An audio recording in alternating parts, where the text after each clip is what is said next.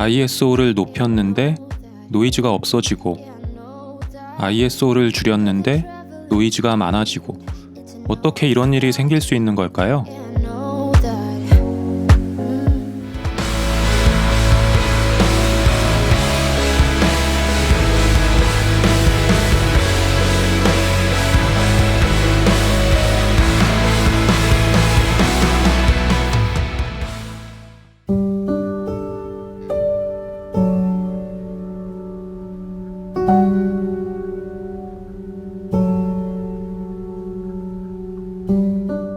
안녕하세요, 러닝버드입니다.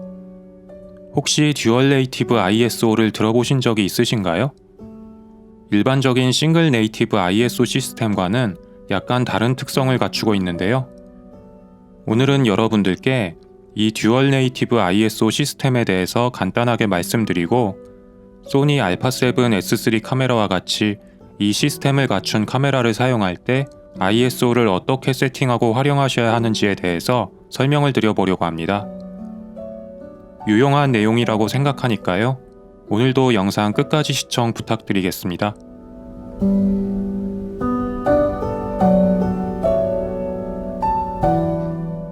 먼저 일반적인 싱글 네이티브 ISO 시스템이 작동되는 방식에 대해서 간단히 설명드려 보겠습니다. 지금 보시는 것처럼 카메라의 이미지 센서가 빛을 받아들이게 되면 빛을 전기적 신호로 변환을 시켜주게 됩니다.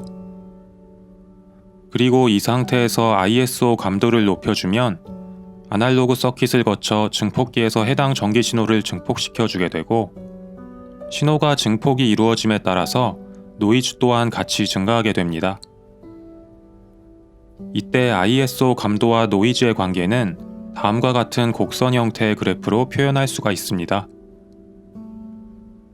고감도 ISO일 때는 저감도 ISO일 때에 비해서 동일한 양만큼 ISO 감도를 증가시켜도 노이즈가 훨씬 큰 폭으로 증가한다는 점이죠. 제가 다른 영상에서도 언급했었지만, 이러한 ISO의 특성 때문에 사진이나 영상을 촬영할 때 노이즈를 줄이기 위해서는 불가피한 경우가 아니라면 ISO를 최대한 낮은 감도로 설정하는 것이 좋다고 말씀드렸던 것입니다. 하지만 더 정확하게 말씀드리면, 이 내용은 일반적인 싱글 네이티브 ISO 시스템이 적용된 카메라를 사용하실 경우에 해당되는 것으로 보셔야 됩니다. 그럼 듀얼 네이티브 ISO는 일반적인 싱글 네이티브 ISO와 어떤 차이가 있을까요? 카메라의 이미지 센서가 빛을 받아들이고 이 빛을 전기적 신호로 변환을 시켜주는 것은 동일합니다. 차이점은 저감도 베이스 ISO 설정값이 세팅된 아날로그 서킷과 고감도 베이스 ISO 설정값이 세팅된 아날로그 서킷이 따로 있어서 ISO 감도의 수치에 따라 사용하는 아날로그 서킷이 달라진다는 점에 있습니다. 예를 들어서 보시는 것처럼 저감도 ISO 값이 640으로 세팅된 아날로그 서킷이 있고, 고감도 ISO 값이 12800으로 세팅된 아날로그 서킷이 있다고 가정해 보겠습니다.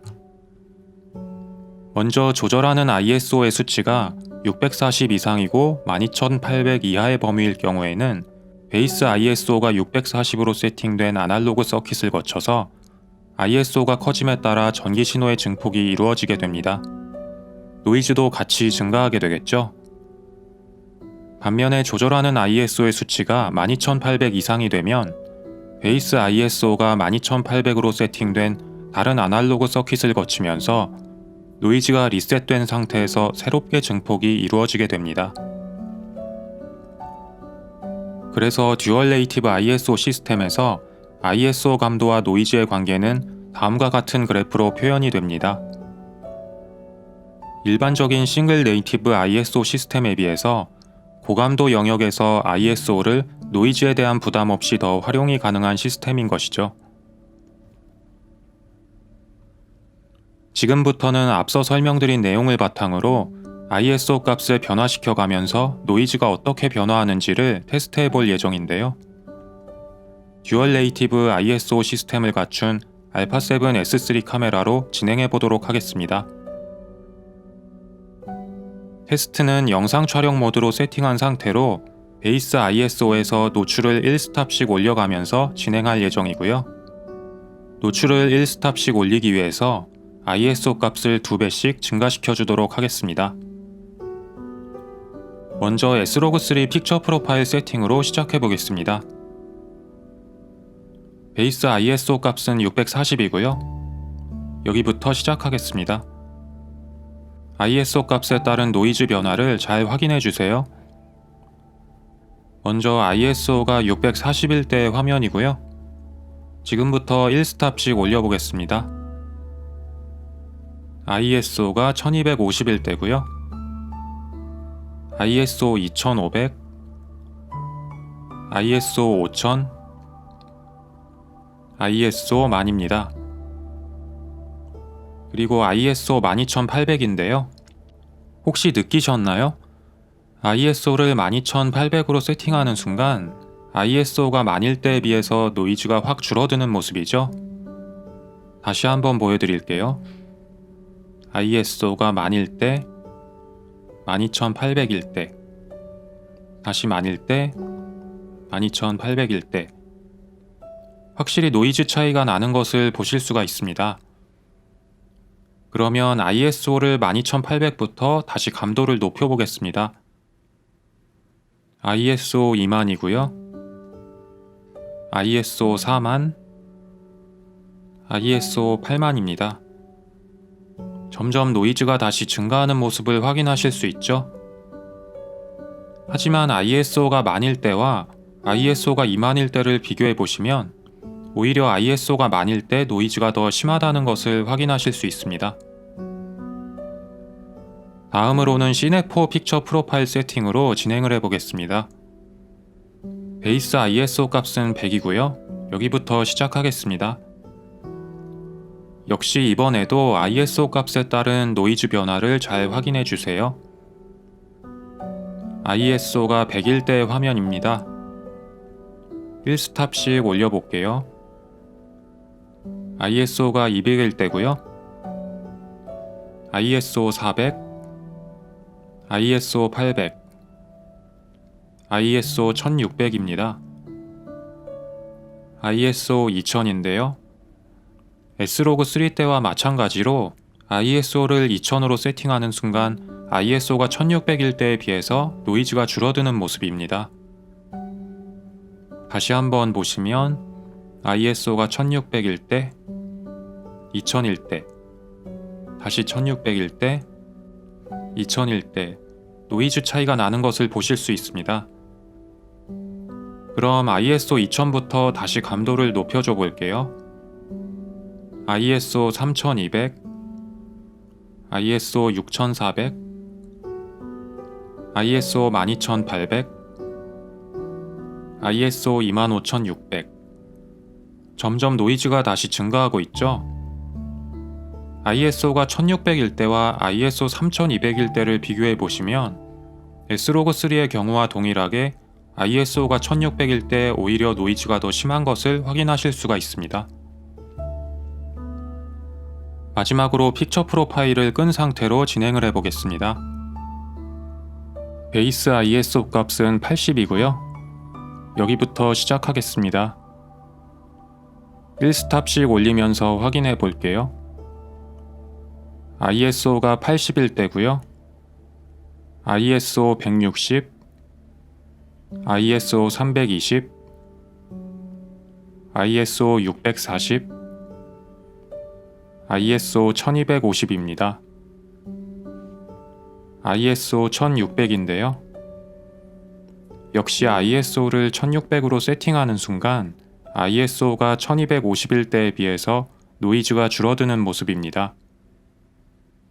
ISO 2500부터 다시 감도를 높여주게 되면 역시 점점 노이즈가 다시 증가하게 됩니다. 이렇게 3가지 세팅으로 테스트를 진행해 보았는데요. 결론을 한번 정리를 해보겠습니다. 첫 번째 결론은 픽처 프로파일을 사용하지 않거나 또는 어떠한 픽처 프로파일을 사용하더라도 각각의 베이스 ISO를 기준으로 4스탑 오버까지는 노이즈가 증가하게 되고요. 4스탑을 넘어서는 순간부터 노이즈가 줄어들었다가 그 이상으로 ISO 감도가 높아짐에 따라서 다시 노이즈가 증가하는 패턴을 보여준다는 점입니다. 두 번째 결론은 사용하는 픽처 프로파일에 따라서 노이즈가 줄어드는 ISO의 절대 수치는 다르다는 점입니다. 그 이유는 픽처 프로파일별로 각각의 베이스 ISO 값이 모두 다르기 때문인데요. S로그3의 경우는 베이스 ISO 값이 640이기 때문에 4스탑이 초과되는 ISO 12800부터 다시 노이즈가 줄어들게 되고, 시네4의 경우는 베이스 ISO 값이 100이기 때문에 4스탑이 초과되는 ISO 2000부터 노이즈가 줄어든다는 점입니다. 따라서 S로그3를 사용할 때 ISO 1600과 시네4를 사용할 때 ISO 1600은 그 노이즈의 정도가 당연히 다를 수밖에 없다는 점을 정확히 이해하셔야 합니다. 세 번째 결론은 앞에서 말씀드린 것처럼 듀얼 네이티브 ISO 시스템에서는 ISO 숫자가 커진다고 무조건 노이즈가 증가하는 것이 아니라는 점입니다. 듀얼 네이티브 ISO 시스템에서의 노이즈 증가 패턴을 잘 알아두시면 저조도 환경에서도 ISO를 어느 정도 부담 없이 활용하실 수가 있을 거라고 생각되는데요. 예를 들어서 S로그3로 촬영을 진행할 경우에 ISO를 만으로 활용하는 것보다는 오히려 더 높은 감도인 12800으로 활용하는 것이 노이즈 측면에서는 더 좋을 수 있다는 것이죠. 지금까지 말씀드린 결론들을 잘 기억하셔서 영상이나 사진을 촬영하실 때 ISO를 적절히 잘 활용하시면 좋을 것 같습니다. 오늘은 여러분들께 듀얼 네이티브 ISO 시스템에 대한 간단한 설명과 해당 시스템이 적용된 카메라에서 ISO를 어떻게 활용하시면 좋은지에 대해서 말씀드렸습니다. 촬영하실 때 ISO 감도를 높이는 것에 대해서 상당히 부담을 갖는 분들이 많으실 텐데요. 알파7 S3와 같이 듀얼 네이티브 ISO 시스템이 적용된 카메라를 사용하시는 경우에는 이러한 부담을 조금은 덜고 사용하셔도 될 것 같습니다. 오늘도 영상 끝까지 함께 해주셔서 감사드리고요. 영상 내용에 대해 궁금한 점이 있으신 분들은 댓글로 언제든지 질문해 주시면 제가 답변해 드리도록 하겠습니다. 오늘 내용이 도움이 되셨다면 구독과 좋아요, 알림 설정까지 부탁드리고 저는 다음 주에 좋은 영상으로 다시 찾아뵙도록 하겠습니다. 시청해 주셔서 감사합니다.